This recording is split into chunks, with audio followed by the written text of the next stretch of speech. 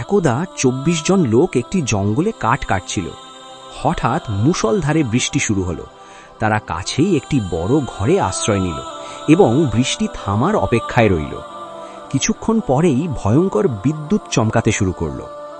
আকাশের সেই বিকট গর্জন শুনে মনে হচ্ছিল যেন বজ্রপাত তাদের ঘরের ওপরেই হচ্ছে এবং ফিরে যাচ্ছে। এই অবস্থা আরও তীব্র হয়ে উঠলে তারা ভয় পেয়ে গেল। শেষে তারা আলোচনা করে ঠিক করল, নিশ্চয়ই তাদের মাঝে কোনো একজনের ওপরেই বজ্রপাত হওয়ার কথা। সিদ্ধান্ত হলো, একে একে সবাই বাইরে যাবে, যার ওপর বজ্রপাত হওয়ার কথা সে মারা যাবে আর বাকিরা বেঁচে যাবে। সেই মতো একে একে ২৩ জন লোক বাইরে গেল, কিন্তু সবাই নিরাপদে ফিরে এলো। অবশেষে শুধু ২৪তম লোকটি বাকি রইল। সবাই নিশ্চিত হয়ে গেল যে হয়তো এই লোকটির কারণেই তারা বিপদে পড়েছে, কিন্তু সে বাইরে যেতে রাজি হলো না। তখন সবাই মিলে জোর করে তাকে বাইরে ফেলে দিল, এই ভেবে যে তার কারণেই তাদের এই দুর্দশা।